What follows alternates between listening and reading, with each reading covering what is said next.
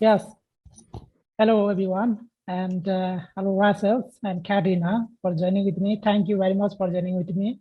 And I'm hosting and this meeting, and I'm first time I'm in the live stream. So we have two natives. One is USA and one is UK, and another is non-native. She's from Russians, but she's speaking like natives. So today we will discuss about YouTube channels and spoken English. Yes, CanPlay, we can hear you. So if you want to ask any question, you can ask to CanPlay about spoken Russell. And we have one participant, the Katrina, and she is more interested to join with us. So she has participated and she will ask so many questions to our YouTubers and to our natives. So my questions for our natives, Russell. So how do we start a YouTube channel? Which channel content can grow?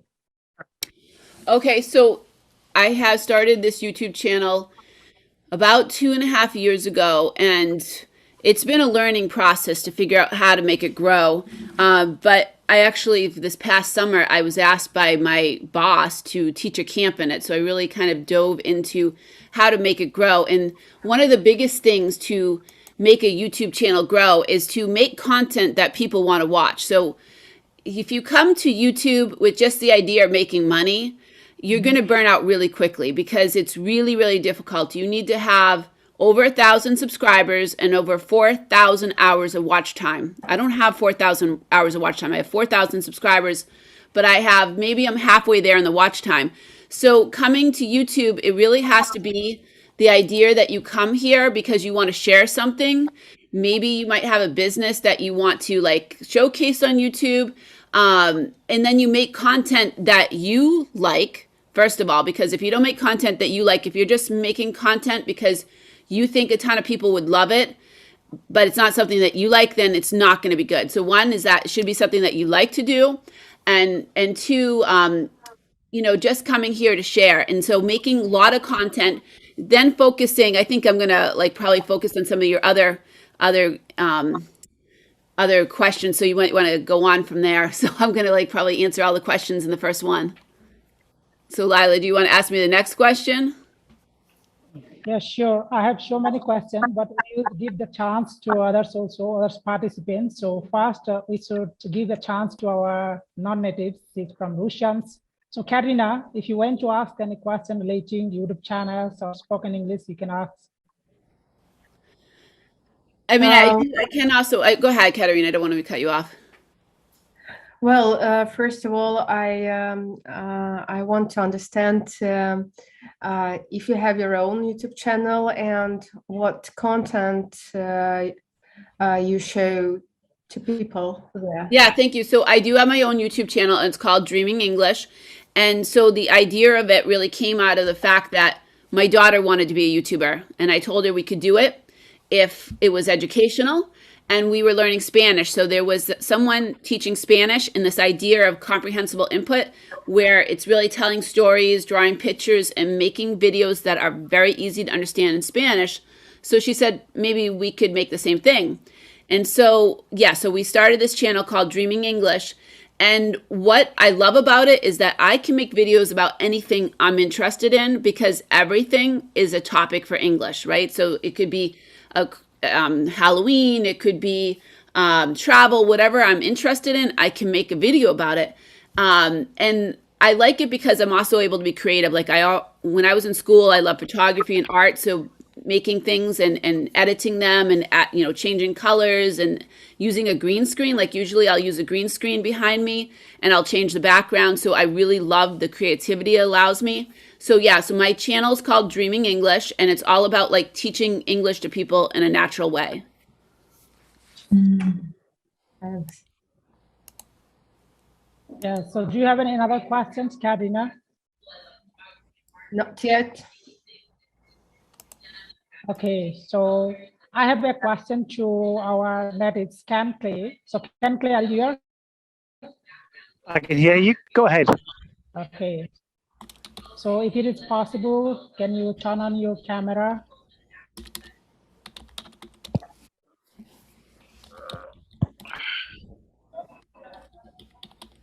Yeah, I've got a slight issue. I think I'm in a very noisy environment, so hopefully you can hear me. Can you hear me? Yes, Yes, we can hear we you. can hear you clearly. Brilliant. So yes, so yeah, my question for you that what are the basic things for a beginner levels who want to speak English, and if he has no any requirement, if you want to speak English better like you, so how can he will speak like you? I think, I mean, coming from the side of Dreaming English, it's a case of listening to as much native English speakers as possible, or as many native English speakers as possible. Obviously, I'm British. The Dreaming English channel is American English, but it's this ability to constantly listen, constantly attune your ear to native speakers. I think, again, it's coming from learning Spanish. I try and listen to as much as I possibly can across all of the Spanish accents to attune my ear. And I think this works identically with English because of the variations in accents. So, and it's great listening to Rochelle about her Dreaming English channel and how she's growing that and the content she's giving, which she's quite right. I think if you're learning a language, all good content is great content because you can pick up so much in terms of vocabulary and grammar structure just by listening, especially if the subject interests you. So I think the fact that watching YouTube channels is brilliant for just advancing your overall comprehension and understanding of native speakers. So yeah, I'm in total agreement with that. And as somebody who comes from a television background, listening to how her channel has developed, I think she's got the right idea. You make content for yourself and hopefully people will follow. And when you have a subject matter like learning English or French or German or whatever it might be, you almost have a ready-made audience. Yeah. But basically, we people prefer to read books, and I also try to read books like speaking English, but it's not possible to read loudly. And sometimes I also get some problems when I read on my mouth. I feel pain on my mouth and my teeth. So is it not possible to read loudly and for improving speaking English? So how can we will deal with that? The idea, oh, do I have my own? Okay, so the idea of comprehensive input method is that really you should listen more before you start speaking. And so if you are reading and you are like reading aloud, but you have not got the pronunciation, you might be developing like bad habits on pronunciation. So I really would suggest to listen to audiobooks. There are free audiobooks on YouTube. You can go and find like Harry Potter and all kinds of different audiobooks that are on there. And you can actually turn on subtitles and read along in your mind and get your ear used to the language. So I just throw out Harry Potter as the first book that came to my head, but it doesn't have to be. If you're interested in, murder mysteries, thrillers, fiction, whatever you are interested in, or just simply anything that you're interested in. Like for me, for Spanish, I love a YouTuber called Lucito Comunica, and he travels all over the world, including India and Russia and every place. Mm-hmm. And he speaks Spanish. And so I just turn on the subtitles and read along, and I'm able to learn and learn about all these places that I'd love to go someday. But so I enjoy watching them, but I'm also learning Spanish, but I'm listening and I'm reading along. So I'm kind of like reading and kind of having that input go into my brain by reading, but also listening to the pronunciation. And I agree with Ken said, for Spanish, for me, I listen to all kinds of different accents. So I think the same thing with English. You want to listen to people from Britain.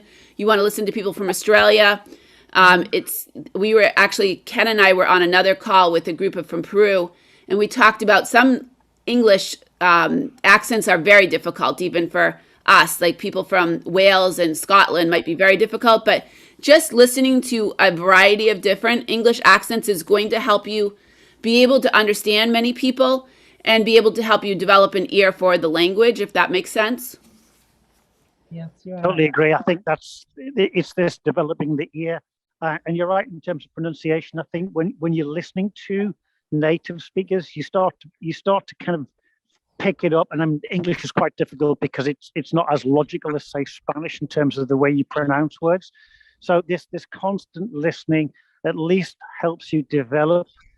Obviously, the big thing is when you start to speak, and Leela touched on this. Different languages, the mouth works in different ways. The way the tongue sits in the mouth for different sounds is different. So when you get to English, although, and I know this with Spanish, I'm listening to words thinking, oh yeah, until I try and say it in the mouth and use my mouth. In my head, I can say it, but when it comes to saying it, using my mouth and trying to pronounce it out loud, it's a different kettle of fish. It just, but yeah, absolutely listening to the words, the way words are pronounced, and how we, as native speakers or French or German or whatever it might be, how we pronounce these words is vital. And then trying to copy. So yeah, totally agree with that. Yes. Okay, we will check some some of my viewers has commented. Oh, Auntie National say hi, hello, and we'll start with the Russian ones. Okay, we are starting with the Russians. So if you have any question, you can ask in the chat. And one has, okay, Shaban. Rachel. You can mention in the chat. Okay, if you have any question relating on spoken English or any YouTube channel. Hello, Rachel. Okay, so Hang Fang, do you have any question to ask? Yes. Okay, go ahead. Hello, Rachel. Russell, you have muted, so unmute yourself. Rachel, you are. Sorry, I should be used to the muting, unmuting through all this pandemic. So sorry about that. Hello, nice to meet you. Hello, nice to meet you too. My name is Hang. I'm from Vietnam, and I want to ask you. I know you are a YouTuber and dreaming English teacher. So, do you have a YouTube channel? Yes, and in fact, I put it inside of the chat. And if you want to follow it, that would be awesome. It's called Dreaming English, and the whole thing is about teaching English in like a very natural way with a method called comprehensible input method, which there's lots of stuff on the internet about comprehensible input method if you were to search it. And I can put that in the chat. Comprehensible input method. Okay, so, if you have any question, please write your question. If you have any questions, the Anti-National say everyone likes Russian accent. So do you like Russian accent? Russian accent? Russian. I love Russian accents, and I think I mentioned that. I'm not sure if I mentioned it now, but my daughter's father is from Russia, from St. Petersburg. And so my daughter has the same name as Katerina that's on right now. And so I do love the Russian accent. In fact, in about a week or two behind me, you'll see a bunch of Russian things on my mantle because I'll take out my Christmas stuff. And I have like troika and all kinds of different Russian things because my children are Russian. Michelle, can I ask you a question? Because it's something I keep getting asked in terms of developing an accent and trying to acquire a British or an American accent or an Australian accent. I mean, for me, I'm not too bothered about people retaining their foreign accent. I know with my Spanish, I definitely have a very Anglo-Saxon or a British accent, which sits behind it. And I actually think, do you know what? It's probably great. It's probably for me, or my theory is that I would prefer people to just develop their English skills rather than honing or putting too much attention upon losing their accent, which they have, being Russian or French or German or Indian. I mean, what's your thought on that? And so I that's a good question. And so one is that I work in a high school and we have a lot of immigrants. And if anybody moved here before the age of 10, they will learn English and they will have no accent. I wouldn't be able to really tell that they weren't born here. But after the age of 10, they are most likely going to have an accent for the rest of their life. And we have people in America. I know people from Colombia and Russia and all over that have been here for 30 years. And I still can tell, oh, that person's from Russia. That person is from, you know, some Latin American country. And I love that. I actually love the way it sounds. So I love the way that you say, Ken, like own your accent. Like if you're from Britain and you're speaking Spanish and you have a British accent, that's awesome. I think it makes it more interesting. And here in the US, we love accents. We love the Russian accent. We love the British accent. We love the Italian accent and the French accent. So we love it. So the idea of losing it, like you don't need to lose it. It's great. It's kind of part of your personality. And it would be very, very difficult to lose it. You'd have to really work with like a speech coach to lose it. Obviously, people have been able to do it. Like Gwyneth Paltrow plays a very convincing person from Britain, at least in my opinion. And, you know, there's lots of people that can do that. But I think it's with a speech coach that really kind of teaches them the accents. So I don't know if that answers your question, but I think own your accent. Like be proud of it. Be proud that you have a Russian accent or a Spanish accent or Vietnamese accent, and that's great. I have students from all of these countries, mostly from Africa, but I do have students from Vietnam, many students from South America, and own it. Like be proud of it. Yeah, one of my viewers has asked you a question. Agree. So it is the question for you, Russell. He has asked, which software is best to edit the video without watermark for uploading in YouTube channel? Okay, so your question was on can you say it again? I think you had can you say the question again? Yes, which software is best to edit the video without watermark for uploading in YouTube channel? Okay, so, you know, I did mention that I was asked to teach a YouTube camp, and I really taught my students, myself and a team of of my staff members, taught the students how to start their YouTube channel just with their phone, which you have basic software on your phone that will have no watermarks, and just get started, because the idea was start out with just what you have in your hand without spending a ton of money with expensive software, right? You can spend money for Adobe Premiere, which is very expensive, and I do use it. I use it because I first got used to using it through a club we have here in town, which didn't cost me very much. But you can actually just edit with, if you have a MacBook or an Apple phone, there is iMovie that is very good and easy to use and will not have any watermarks. And there are programs on the Android phone that will be able to edit your videos without any watermarks. When I held the excuse me, when I held the YouTube camp, I actually had Anand from India who has English Finglish. He was a speaker of my group, and he said to the students, just start out. What he started out with was just his phone, and he went from 0 to 50,000 subscribers in 1 year. Now, I've been doing this for 2 years plus, and I have 4,000. So he got started just with his phone. Now he does edit with a computer, but he started just with your phone. So if he can do it just with a phone, then you can do it too. You can do it too, just starting with your phone. And then, you know, if you are starting to really grow like Anand did, you know, yeah, learn how to use other software. But there is a bunch of free software that's right on your phone that you can start with. Does that answer your question? Can I chip in there? Because absolutely, thank you. Because obviously, my job is as a cameraman and an editor, and I've been astounded as to how good iMovies is. Absolutely does everything most YouTubers actually need, especially as you say from the beginning. If you're just starting, everything is there, and there will be comparable video editing systems for Android. So you don't actually, as you say, you don't need massive resources initially to start your own channel. It's incredibly simple today. Anybody can do it who's got a decent smartphone, be it Apple or Android. So yeah, I think the ability to start your own channel is so easy. The software is so easy to use. It's so intuitive as well, which is the great thing. It means anybody can become a YouTuber. Yeah, something can play. I'm also doing the same thing. I'm using my cell phone sometimes to edit videos. So one of my another questions for Russell. So before uploading a video, we should think about with each video title and descriptions and thumbnail.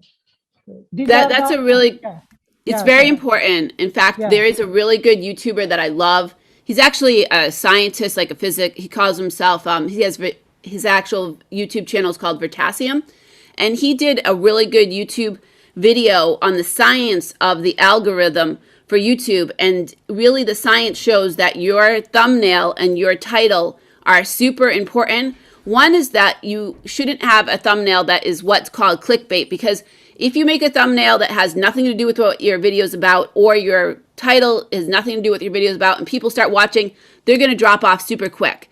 And a super important thing in YouTube is the amount of your watch time. So having a watch time that is, 30%, 40%, 50%, if people are dropping off immediately, your video is not going to be shared. So you want to have a thumbnail that you take some time to think about and really create. And there's all kinds of free software. Like one really good software is Canva that has a lot of free aspects. There is a paid version, but you can use the free aspects and use it.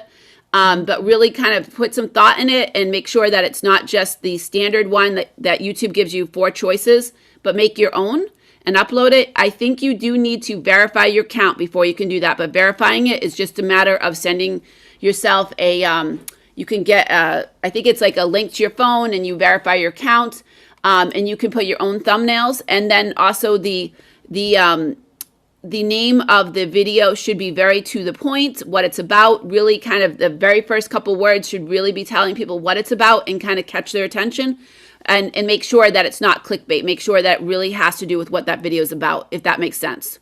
And I can share later, because there's a really good, when I did the YouTube camp, I made like a whole Google Classroom with like all these links, and there was a Vertasium link about the whole science of the algorithm, which I thought was awesome, really teaching you how he had this one that went viral. But before it went viral, the video was about these, like, it was a science of these shade balls, which I'm not going to get into that. But he actually was talking to Mr. Beast, right? He ended up meeting Mr. Beast, which if people are, I don't watch Mr. Beast, but he's like one of the biggest YouTubers. And Mr. Beast said, that video is great. It will go viral, but you need to have the right thumbnail for it, right? So he changes out his thumbnails. If a video is like not really getting a lot of traction, he changes out the thumbnail. So when he changed that thumbnail to something different, people were like, in the title, to something different, that video shot up and really went viral. But before that, it was like, he was like, oh, this should be something that people are going to really be interested in, but it didn't catch their attention. So how much importance do you give to tag when you upload to a video? Because some people think that, some YouTubers think that tagging is more important. If you are tagging very well, then your video got viral. So how much importance do you give on I tagging? think that the tag should be to have to do with your video. Now, I do follow another channel. I think it's called Think Media. And they said tagging is important, but if you put too many tags, like I've seen people put like 50 tags, I think YouTube, like basically if you have more than like 3 or 4 or something, then they're not going to pay attention to the tags. So you should probably pick 3 or 4 that have to do with your content and really focus on those. I do think it's important. How important it is, it's hard to say. Like, it's really hard to really delve into the science of the algorithm of YouTube, but I do think it is important. Yeah. So one Leaving of out my friends, Antoine. Hello, Antoine.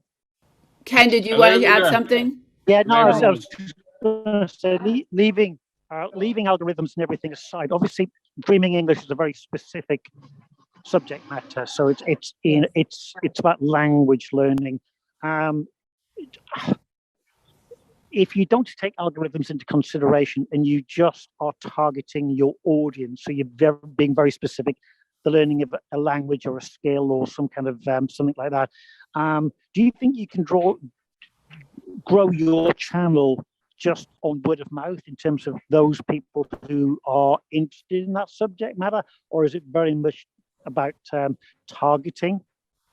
I think you do need to have a niche. So if you are just making a YouTube channel and you're making this video about travel and this video about cooking, and it's very like, now I do that, but I do that teaching English. But if somebody is just making just a ton of different variety of videos and they don't have like a particular topic, it's going to be harder, because people following the channel will be like, what is this video, what's this channel about? Why should I follow it? They put this great content, but now they put stuff that I'm not interested in.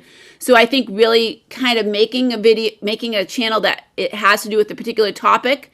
That's why I really like my topic, because it can be about anything, because teaching English is like everything is an English topic. But I have like followed a lot of different people that talked about, oh, I first started doing a bunch of travel videos and then I threw in things that were completely off topic and it didn't really go well. So I think kind of having one particular topic is probably like a better idea. Yeah. So Katrina went to ask something. She has raised her hand.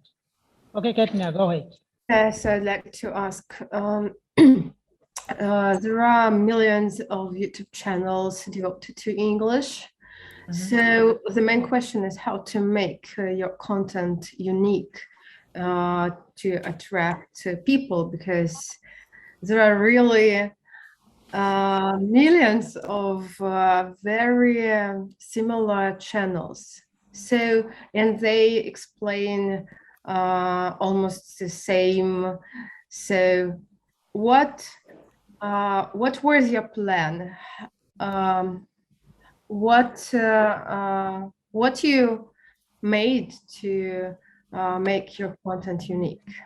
So what my plan was, when actually it was like this person dreaming Spanish, Pablo, he actually kind of did a video where he talked about the whole comprehensible input method. And he said there are very few channels doing this and very few in certain languages. Like there's somebody doing it in Russian.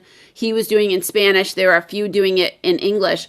The idea of a channel that is teaching English by drawing pictures, by using their hands, by telling stories and not teaching boring grammar, there are very few. Like you said, there are millions teaching English, but if you look up comprehensible input method English, there are just a very few.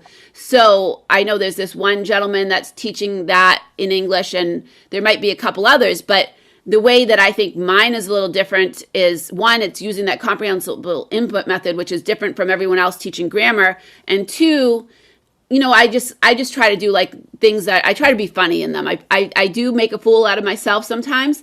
One time I was asked to share it with my staff at my high school program, and I was like a little bit embarrassed, but I was like, I feel like I make fun stuff that I think is funny, that I think, you know, will make people laugh, but they'll still learn English.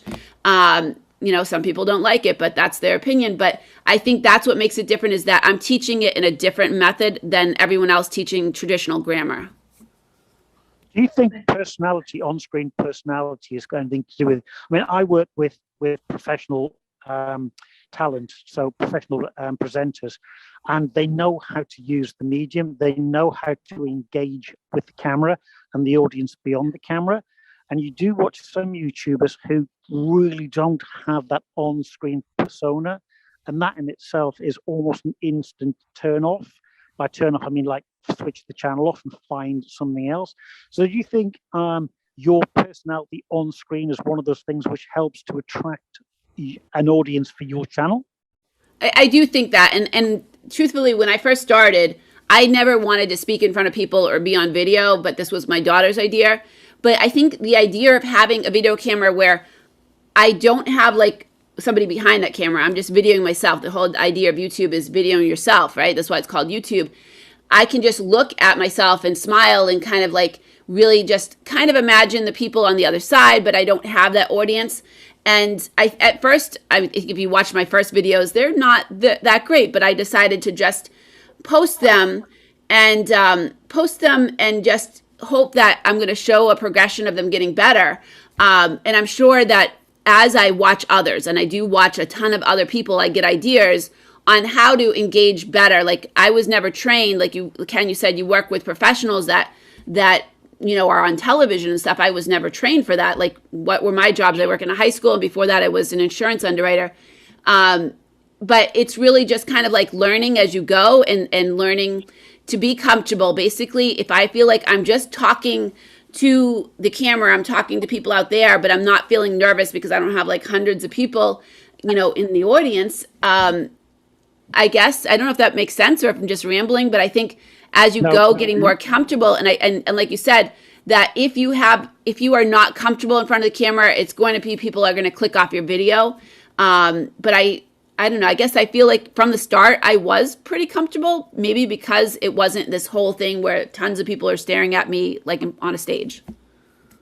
You make a point there about the perception that you're talking. Well, okay, within television, when you talk to present or when we're working, you're actually talking to one person. There is one viewer, and you engage with that one viewer, which is exactly what you're doing. You're seeing your mobile phone or your camera as a single viewer, and you engage with that single viewer, which I think a lot of YouTubers have begun to understand, is that yes, you're being watched by thousands and thousands of people, but actually you're only talking to one person. So that does come across. That ability to engage with that one person behind the camera. And I think, and I do want to give other people a chance, but I think at first I knew like hardly anybody's watching. And then the first time, like Lila, this is Lila's first time going live. The first time I went live, which is summer, I was nervous, but at the same time I was like, well, I might get 5 or 6 people that come on. And as I went, I got more comfortable going live, because going live, there's no editing out my mistakes.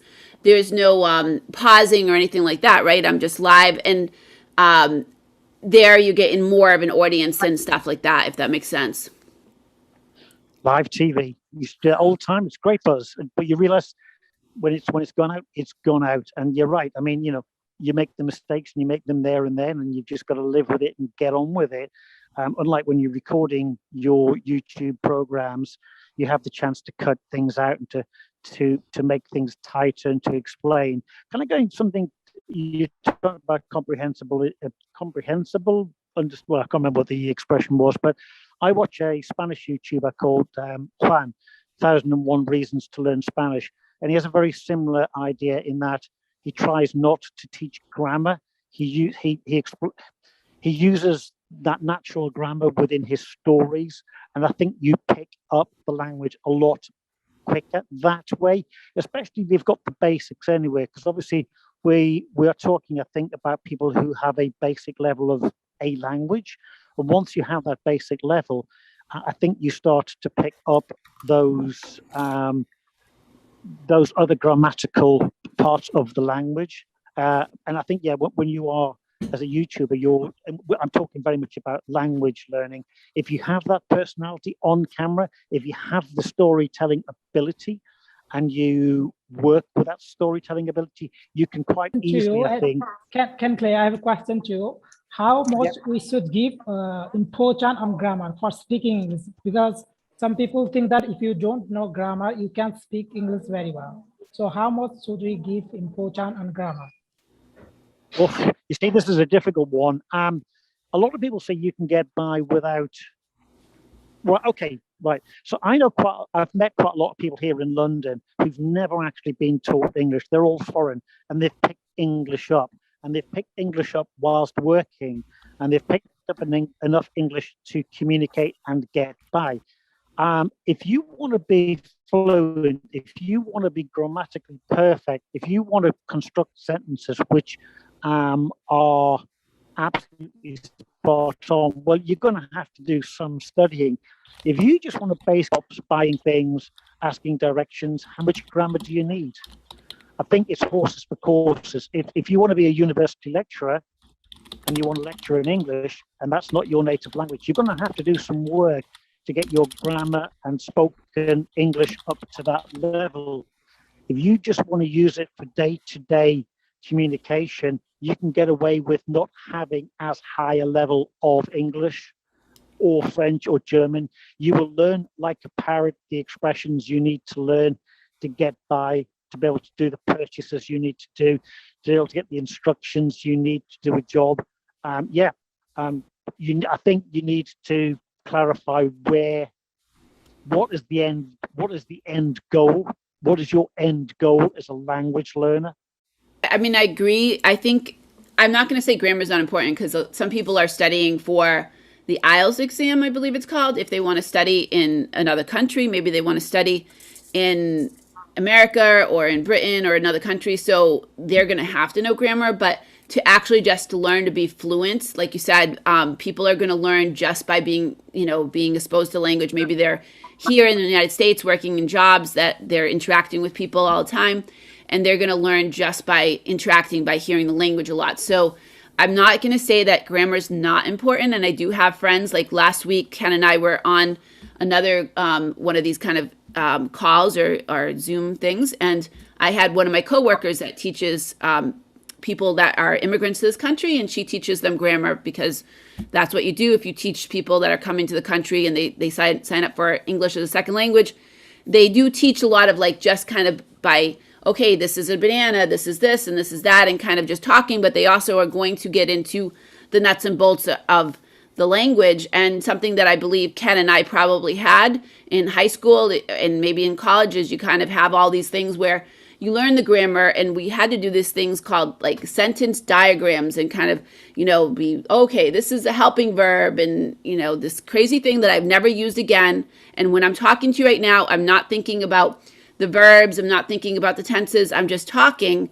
So I think generally when you get fluent, you're not thinking about the grammar of the language. Yeah, my friend Katrina, yesterday we were talking about money. So she wanna ask to you, Russell, how can she will earn money by teaching English? Is that question for you, Katrina? Not exactly. Well, I just told Lila that I had left my work and decided to do what I really like to do, is teaching.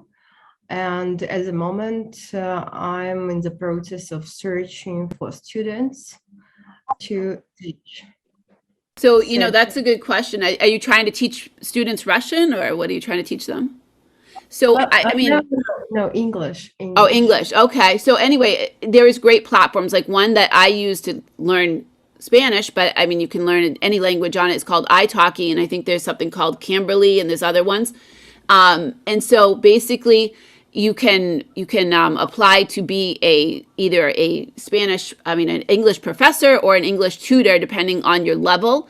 And then if you get accepted, because they have so many spaces for, I guess it's supply and demand. If there's more people looking for English teachers, then they're going to take more English teachers and tutors on. And so the idea is that it helps you find the students without like coming up with your own platform and trying to search for them yourself. And then they do all the, they take a small percentage. I don't know exactly how much, but they take this percentage because obviously they're doing the work of finding your students and kind of connecting you. And there's other ones I know that some people on this call might use Cambly, and maybe people could suggest other ones. So you can definitely start from scratch and start your own program. But I know if I was to do that, which I'm not going to because I have a full-time job, but if I was to do it, I would probably start with a platform that's already existing that can help me find the students. So how can we earn money from YouTube? Because it is hard for me, I think. I know that to earn money from YouTube, it is very hard. So it is very hard. And so when I taught the class, and when I tell anybody, if you come to YouTube with the idea of earning money, you'll get burnt out, because it takes 1,000 subscribers and 4,000 hours in a year. That's a lot. And even when you start to get that 4,000 hours, you're probably just getting a very small amount of money each month. So, but there's other ways, like the channel that we were following when we came up with our idea called Dreaming Spanish, he came up with a whole subscription model where he used Patreon. So he would put out 3 videos a week, but he said, do you want a video every day? If you want a video every day, you can have a subscription in Patreon and you'll get a video every day. And I think he started out at $7 a month or something. So that's one idea. Now that's a lot to make content for every single day, but that was his model. And I know there's another woman that's teaching a similar model of comprehensive input method from Russia. And she's doing a similar model where she has those free YouTube videos out there. That's kind of the way she gets people interested. And then she says, do you want more? And I believe she does something like this where she teaches classes maybe on Zoom or something. So there's ways that you can do it by using YouTube as a platform to bring people to you if they want to have Zoom classes, or maybe they want to have more content. Maybe they don't want just 2 or 3 videos a week. They want more videos. Maybe you say, if you want to have the videos, but if you want to take part in the live, now you need to be a subscriber to subscription model to take part in the live. And that was another idea that Pablo did, is that his lives were only for subscribers, or he had a different level. $7 for, for the video every day, and $20 if you want to have 2 lives a month. So those are different ideas, because in order, like I said, to make money on YouTube, you need those 4,000 hours, which is a lot, 4,000 hours and the 1,000 subscribers. So, I got to 1,000 subscribers a year ago, and I'm still not to the 4,000 hours. Yeah, I think I'm going to achieve my goals, because I'm going to get 1,000 subscribers. So maybe I can earn money from YouTube, maybe in future, but I'm not sure now. I think Yeah. the other thing which needs to be remembered is that to make content actually takes time. I think a lot of people, we don't really understand how much time teachers put into creating lessons. And all you're doing, on YouTube is you're creating lessons on video. And to make that content, varied and interesting, it takes time. So you're actually putting in a lot of time. So, the amount you're earning per hour is actually not a lot, because, for 10 minutes of screen time, you're probably having to put in 2 hours of prep to get the content right. Yes. To get the subject right. So, Yes, correct. it's not just 10 minutes to do a 10-minute live in a day, every day. There's a lot of work goes behind that. And I think if you ask any teacher, they will tell you the initial setup time, the amount of time they need to prepare lessons, to prepare a curriculum over a term or several terms. That's a lot of time. That's a lot of work. So this isn't a quick buck, be it on YouTube or teaching. It's not a quick buck. It's not a fast buck. There's a lot of work goes behind. If we're just talking about teaching videos, there's a lot of work goes into making sure that those videos are helpful to the students, helpful to the viewers, are interesting, and help the viewer, the student, progress. Yes, you're right. If your video can help to viewers, then you'll earn money, because you will get more subscribers, more viewers. So I think that's the one thing. It depends on our content. If you Right. And I tell you, like, yeah. the videos that I make that are using that comprehensive input method, I'm using 2 cameras. One camera that's looking down on a whiteboard, and one camera that's looking at us, and we're drawing. And when I go to edit those, it takes me, the first one took me like, I don't want to admit it, but I think it took me like 11 hours, and I started over and deleted everything because I was having a real hard time doing it. But it's still taking me a couple hours from videoing it and editing it. Those ones are way more effort, but if I want people to subscribe and find that the content is worth their time, I need to put time in. Like Ken says, I need to put time in to think about a script, or think about what we're going to, teach in that particular video that we're making. And then there's the time in editing it and, cutting out, adding pictures. I actually am part of a club that doesn't cost very much here, but they basically have people that help teach me, like, oh, Rochelle, stop jump cutting. I had no idea what he was talking about. He said, jump cutting, I hate that. Stop jump cutting. And Ken, maybe you probably know what I'm talking about, but basically it's the idea of just cutting and so he said, okay, trick the eye, cut, but then bring it to another angle or something like that, because you trick the eye. He's like, I hate it when YouTubers do that, and your content will be so much more visually pleasing if you stop doing that. So it's a lot more work, though, to not do that jump cutting, and to really put some thought into, like, okay, if I have to cut something out and I'm going to bring the angle to something else, or I'm going to put something. So basically avoiding that jump cutting and making more interesting videos, more visually pleasing, that hopefully people are not going to drop off and stop watching. Well, the one thing you've got to realize, of course, is that television is, we'll call it television cinema, is a language, a bit like English, a bit like French. There has been a grammar which has been created over the history of the medium. And we're so used to that. We're watching TV and the movies, films every single day. So we've become accustomed to that. So when we do something which is radical, like jump cutting, it does jar to the eye. And there are obviously ways around that. So, the nature of modern technology and the quality of even iPhone pictures, means you can punch in, so you can go to a much tighter shot and zoom back to get around the fact that you've had to do a jump cut. But you're right. I mean, as somebody who's in the TV profession, when I see jump cuts done badly, you think, yes, that's either one, lazy, or lack of technical understanding. But you're right. I mean, a 1 minute video together, which involves a lot of editing every 2 seconds, it can take me 3 or 4 hours. If I'm doing that with graphics, that can take even more time. Weirdly enough, just because getting the graphics right and making them edit right and making them read, whilst the viewer is watching it. So there is a lot of work goes into any video behind the scenes. It's not just let's shoot it and get it out, unless you really, really are good on camera and you can spiel off 2, 3, 4 minutes of a narration without any mistakes. And I think it takes a TV pro, somebody who's been in the business, to be able to do that and be able to do that convincingly. So yeah, remember that if you're going to start a YouTube channel, it's a lot of work. It's not as fast as you think it's going to be. Yeah, you're right. Okay, Katrina, so you have any questions? You have raised your hand. Yes, I do. So, Rochelle, to be a YouTuber is about creativity.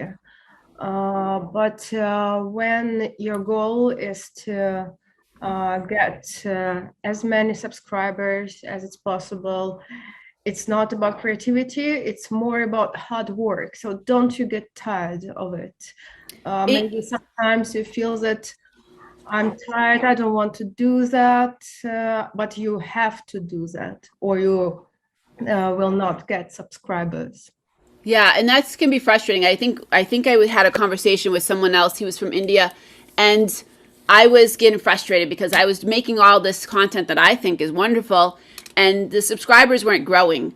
And I was sharing the YouTube videos all over the place. And he said, Rochelle, stop sharing the YouTube videos, because when you share them a bunch of places and people just click on it because they're not sure what this is and they stop watching, then your watch time goes down, and then you don't, YouTube doesn't recommend your videos as much. But it's still really hard to follow I think his name was Asif, to follow his advice, because like even right now, I was, having like 400 subscribers a month, which was a lot for me, right? But now it's like 200 or 100. And it's frustrating to like say, well, I'm making all this great content and why aren't people subscribing? Why aren't they watching? And I get tempted to keep on like, let me just share it. But then I think, oh, all the time I'm doing that, first of all, I'm less time of editing all these videos that I have spent time making, right? I have a whole bunch of stuff on my computer that I have to edit, and I'm wasting time just trying to get people to watch it. So I really need to focus more on creating the content and sharing good content. And if you create good content, viewers will come. But it's really hard to be patient. And that was one thing that FC said, be patient, Rochelle. If you make good content, viewers will come. But sometimes I get impatient. I'm like, why aren't they coming? Why aren't they watching? I made this great content. You're right. So we have one more participant. So Sally, you want to ask any questions? Hello, Sally. Hello. Hello, nice to meet you. How are you? Yes, I'm good. Now it's my first time to join in this Zoom meeting. Nice to see you all. Yeah. Thank you for joining. Where are you coming from? I'm from Philippines. By the way, I'm Shirley from Philippines. Yes, I know you. You are from Philippines, and I have been also talking with you, I think, in the Zoom meetings. So maybe we have talked before. So do you have any question to our natives? If you have any question relating on YouTube, you can ask to yourself. If you have any question on spoken English, you can ask to our natives can play. Is it really good to do some be a YouTuber? Well, I mean, I like it. Like I was saying earlier before you came on that I never really thought of being a YouTuber. It was my 11-year-old daughter. She was 9 at the time, and she wanted to be a YouTuber. And I said, well, we can do it if it's educational. So now it's mostly me. In fact, she was supposed to be on, but I'm not sure that we're going to see her this morning. It's mostly me making the videos. So I've actually really come to love making YouTube videos and sharing and having people comment saying that they really are learning a lot from the videos that I make. So it was something that I totally did not see myself doing, but it's almost like something that I'm thinking in my mind, maybe I might want to do this, even if I can't make a ton of money from YouTube. I think to myself, could I get a job? Like we have this little thing called LTV. It's like Lemonster TV. Like maybe I could work for them, you know, because I'm learning how to edit. I'm learning how to video. Like maybe I could get a job for them. So I'm kind of thinking like maybe it might be like leading me into another career change because I really love videoing. I love editing. Just the other day, we had what's called Veterans Day here, and I was asked by LTV to help video it, and I was using some really professional cameras, and I look like a professional camera person, and I'm videoing, and they said, oh, you did a really good job. You really kind of like slowly zoomed and whatnot. So I'm finding something that I love to do, if that makes sense. So for me, it does. It might not make sense to everyone, but it can be if you just come again to YouTube because you want to make a lot of money. Like Lila keeps on saying, how do you make money? If you come to YouTube with the idea that I'm going to make a ton of money, it takes a really lot of effort and a lot of time to do that, and you can get burnt out. So if you come to YouTube with the idea that you want to share some story, you want to share, you know, maybe you have like some of my students might do hair, they might do makeup, maybe they want to share that, then they're going to enjoy doing that, enjoy making the content. But if they just come to YouTube because they want to make money, they could get burnt out. I'm not sure if that answers your question. Yes, thank I you so just much. kind of chip in slightly with this, because obviously, sorry, Leila. I mean, the thing with teaching and helping and assisting people, I mean, obviously I don't have a YouTube channel, but I come from television, so I totally understand that side of it. But I think that listening to you, Rochelle, is this thing that you can see the good you're doing in terms of helping people to acquire, to improve their skill set. In this case, in terms of English. And I think that in itself is a great thing when you see that you are helping people. I mean, I've known Leila for over a year now, and I've seen his English improve immensely, and I've seen other people's English improve immensely. And it's like, you think, yes, I'm giving back. I mean, the reason I got into sort of chats and Zoom meetings was because I was getting so much out of Spanish speakers, how much they were giving me. And I thought, I've got to give back, and the easiest way is obviously giving back via my own language, which is a very, you know, desirable language to have. So I don't know whether I'm coming from the same page as you, that part of making your programs is about giving and about helping other people to acquire and improve their English skills. Would that be right? I mean, that's it. I mean, I feel like, you know, the idea of us making this channel to help people learn English. I was never trained to be an English teacher. I wasn't an English major, but I love when I'm hearing from people that, oh, your videos are really helping me learn. And that's what gives me motivation. I'm not making any money from this. Someday, maybe I might make some money. I'd appreciate it. I have one person from Kazakhstan, Yuri from Kazakhstan, who hardly makes, like, it's like, you know, standard of living is very low there. They don't make very much money, but he's given me a tiny bit of money because he feels like what I'm doing is really helping him. And so now I do say at the end of my videos, it says, thank you to our patron, Yuri.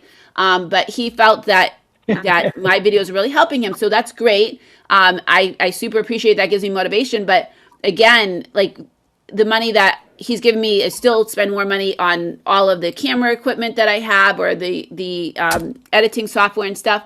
So for me, the motivation is hearing from people how much the videos are helping them, seeing the likes, but comments are even better. If people put a comment of what the videos have meant to them, that's awesome. And something else that's really, I've really enjoyed over the last year, I've started having these conversations with people all around the world and recording them and putting them on YouTube. And so far, I've had conversations with people for over 10 countries and over 32 different conversations. So I want to keep on like growing that and being able to say, okay, now I've had conversations with over 15 countries and so on. So getting to know people and learning their cultures and feeling that I'm helping someone is what gives me the motivation. Well said. Yes. So Yes, we have first, another one Michelle, participant. if you were to, What was your question, Ken? I was just going to say, if you were to look at potentially how much money you could make, or you know, if you were to start making money how much would that be per hour in terms of how much time you have put into the programs you've already made and the programs you'd have to make?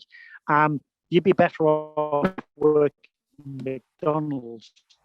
Exactly. And that's why I don't quit my full-time job. Probably not even that. You're just, yeah. It's not because you don't enjoy making the video, it's some kind of revenue stream from this. You would really need a huge following, and you'd have to put in a lot of time, and that would not equate to a huge hour. And that's a good point. Like and we'll get to your question, Lila, but so the channel that I've based mine off of is Dreaming Spanish with Pablo, and Pablo was able to just quit his full-time job and to devote full time to making his channel and growing it. And I don't have that luxury. I have a house, I have a son in college, and I have a daughter that's 11 now. I can't quit my full-time job and devote myself to YouTube with the hope that it would sometimes be able to give me the money to pay my bills. Now, I watched Pablo grow from like nothing to over 50 or 60,000 followers, and now he has a whole platform. But again, he was able to do that, and he's actually able to pay all his bills and support himself, and now his wife. And he lives in a country he lives in Thailand, I believe, which is very expensive. But he was able to quit his job, have enough money saved, and not have any children or any house at the time. But I don't have that luxury. So I can't quit my full-time job. So I can only devote this is a hobby for me. Someday, would I like to make more money from it? Yes, but I don't have that luxury to put enough time into it for it to become a salary for me. And that's also a chance that you're taking, that if you quit your job and say, I'm going to quit my job and put everything into this with the hope that it's going to pay the bills, it might not, right? There's so many people out there, as Katarina, you said, there's so many people out there doing the same thing that it's just not a chance I'm willing to make.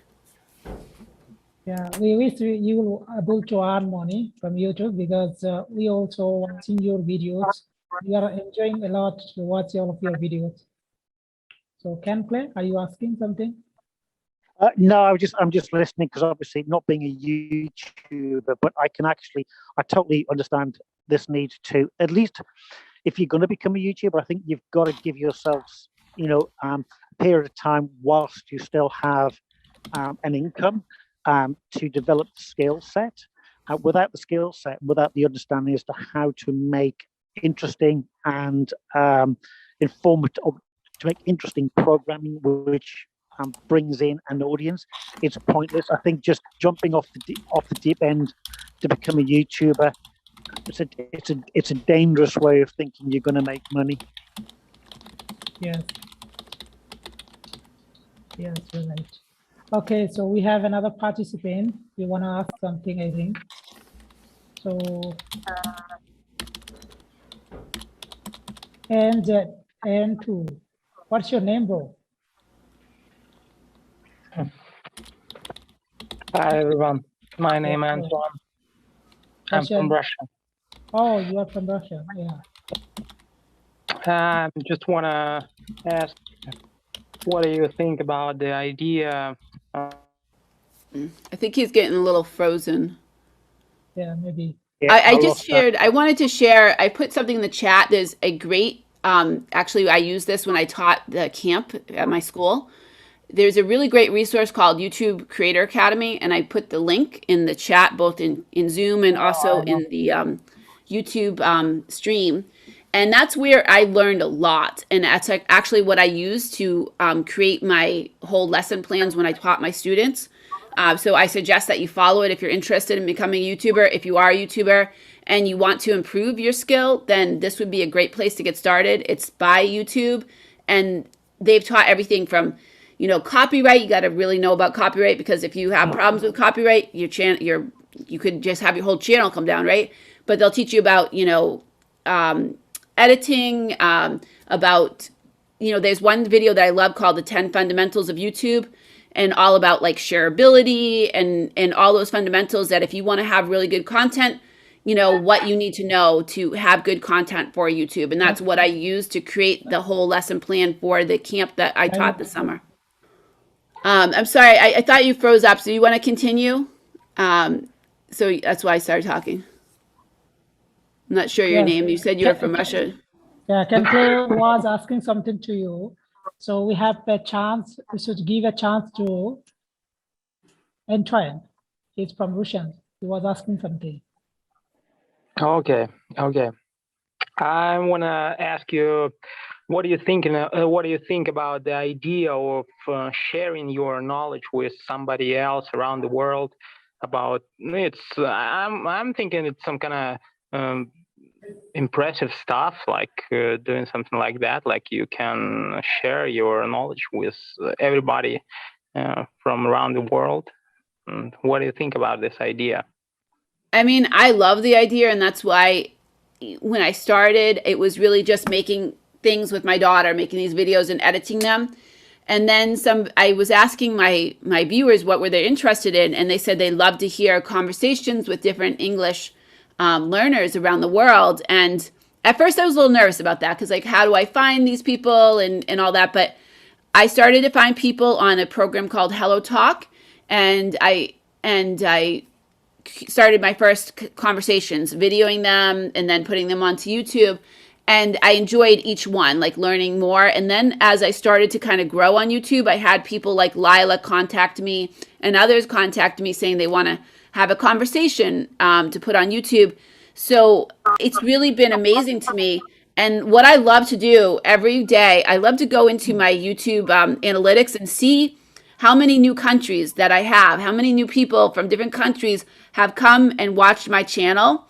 So that is just awesome, especially when I say, oh, I never saw like Philippines. I haven't seen Philippines yet. I know we had somebody on. I haven't seen Philippines yet, but there'll be like new countries, you know, every day or every week. And I love that. Okay, that's good. That's super good. And it's some kind of curious question, you know, to know what is the mindset of the person who just having a channel and wanted to share with somebody, and what is the first thing in your mind when you're just starting new video or something like that? Yeah, again, for me, it was really my daughter's idea, but the mindset, I think you have to be someone that's open.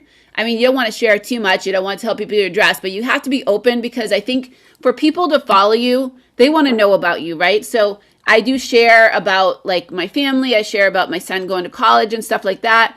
And I think when people get to know you as a person, they kind of feel like, oh, they almost feel like they're your friend. Like when I was following people learning Spanish, there was like Andrea and her husband, Nate, that were from Spanish land. And I listened to them and I followed them. I actually ended up deciding to pay to be one of their first, in their first group that they taught. They had like a whole group that they taught Spanish, because I felt like I got to know them. And I think that's what's important. Like part of being YouTube, it's like called YouTube for a reason. It's about, you know, kind of like, it's like television too, but it's you, right? So if you are making a channel and you're not sharing about yourself, I think it's not going to go as well. Not to say that there aren't channels that are just people showing how they're playing video games and you don't even know anything about them, that obviously they are successful. But I think for some, it's going to be more successful if you get to know them. And they become virtual friends. Absolutely. Absolutely. So we seem to have lost Lila, but we can continue for a bit longer. I do need to get going soon because I'm going to, and we've been on for an hour. I'm not sure what happened to Lila. If we want to have a couple more questions, but otherwise, I think everyone like Ken has been on for a while, and we want to be mindful of time. If you have a couple more. I need to be making a move. But I mean, just coming back to something you just said, obviously, the one thing you do have with YouTube is that you kind of feel like, because the people I watch, and it sounds like we're watching a couple of the same people, but you kind of, they become friends to you. You start to understand them as people, their interests. And I think it's not the cult of personality, because it isn't that, but it is about, it could be the person next door. It could be your neighbor. It could be somebody at work. So I think when that's this, and it goes back to something we were talking about before. It's about having a personality on screen. It's about having a personality which people can engage with. And I think that's vitally important, that you as a YouTuber have a personality which allows other people to engage with you and to follow you and to want to watch the next episode, or to watch the next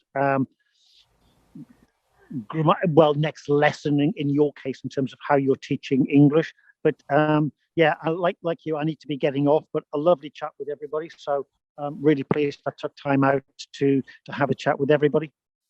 Yeah, and hopefully we can do this again. I think the next time we might stream, maybe it could be like once or twice a month, for sure, at least for me to take part in this. But thank you, everyone. I know Lila, you just popped off and popped back on, but I do want to be mindful of time, and I actually am going someplace to a family event, and Ken has to leave as well. So I leave for like one more question, and then I think we need to kind of end to be mindful of time. Okay, so my last questions for you, because I have seen in my surroundings so many YouTubers, they are doing the copyright format. They are copying and uploading, they are copying and uploading, and they have lots of subscribers, they have lots of viewers. So is that can help to them? Is it help? So here's the thing, and I'm not a copyright like expert, but I will point you to, and I put it on your channel and I put it in the chat, YouTube Creator Series. They have a thing on copyright. You want to be very, very careful on copyright. You want to make sure you're following the rules. There's some things called like, there are like, if you are reacting to something, like I could take something that's a BBC and I could kind of react to it. There's rules about that to say it's okay. But there are also rules like if you have, and I discovered this even more. Now I had a student that made a little YouTube short on their phone, which we shared in the class. Now YouTube shorts, you can use all kinds of music. However, it's only allowed in YouTube shorts. Now, if I put that short she made in my video, all of a sudden there was copyright. So they basically, I didn't get what's called a strike, but they just took that music out. They deleted it out. But there's things called strikes, and 3 strikes you're out, like your YouTube channel's done. So I think you want to be very careful. I'm not an expert, but again, I would point you to the link that I put in the chat, both inside your YouTube stream and inside this chat. There are great videos on copyright rules, and you want to be very mindful of that. Okay. Yeah, I know about that rules, copyright restrictions rules, but when I like to some videos, means when I watch some videos from YouTube, if I like, I download, then I edit and then upload in YouTube after editing, but not that same videos I'm uploading. I'm not an expert on that, and I would again point you to like really being careful on what you're doing. I think you can react to things, and Ken might have more to say that, but I think you need to be very careful. I'm very careful, and that's one thing that LTV has taught me, that even pictures that I put, I make sure they're copyright free, because I don't want there to be anything. The music I have in my little intro is from YouTube Audio Library, which is all copyright free music. So I'm very, very careful and conscientious on copyright in anything that I put out on my YouTube channel. Yeah, me too. I'm also careful, but sometimes I upload after editing. So Ken Clay, you want to say something? Well, yeah, I mean, going back to something we were talking about before in terms of iMovies, all of their music is copyright free. So it's all, that's great, because initially you're going to have no copyright issues. And if you're buying in things like Doodly, again, they have copyright free music, which you can use.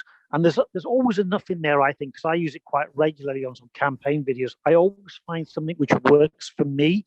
So if you're working off a platform like iMovies or Doodly to make your videos or to help your videos look interesting, you'll always find copyright-free music. You'll find copyright-free content. But copyright is a big nightmare on YouTube and within television as well. And the laws can change between countries as well. But yeah, that's the major problem. And my major problem, Mum, is my battery and my phone's going to die on me. So if you lose me, it will be because my battery's died. Okay. It's okay. So Katrina, do you have more questions to ask Russell or Ken Clay? I want to say a big thank you, because it's very useful to talk to you, to listen to your native speech. And for me, as a teacher who wants to begin her teaching way is very useful to talk to you because you are an example for me. Yes, yes, sure. And I'm also going to put inside of the chat for just the Zoom. Oh, I'm going to put my email. I just typed it wrong. For anybody that's on the Zoom that wants to connect with me, I would love that. And then we can probably do this like once or twice a month. And I'd love to do it again. So the second email is the correct one. If you want to connect with me, I would love that. And this has been awesome, and we'll definitely do it again. I'm glad to see you again, Ken, and I look forward to seeing you again in the future. And Lila, it's been great to see you too. Yeah, sure, definitely. And we can Katerina, do another everyone, so. conversation. Yeah, definitely we can do another conversation in the next time. Mm-hmm. So yeah, thank you everyone. I think natives and non-natives. yeah, absolutely. This has been a lot of fun, and definitely we'll do it again. And I hope everyone learned a little bit about YouTube. Again, I'm not a super expert, but I know a little bit more than other people. Yeah, I learned something new ideas from you and from Can Play. And so Katerina is my friend now. She and I have also done a conversations before on health and beauty. And she's also very eager. She's very willing to join with us and to talk with us. So thank you. Okay, and Katerina, I would for love joining. Katerina to do a conversation with you sometime too. So I put my email in the chat if you want to copy it, but definitely be in touch, and hopefully we can do this again, Sure. soon. Thank you. Yeah, thank you very much, both of you, Katerina and Russell, for joining. Okay, all right, thank you. Thank All you. right.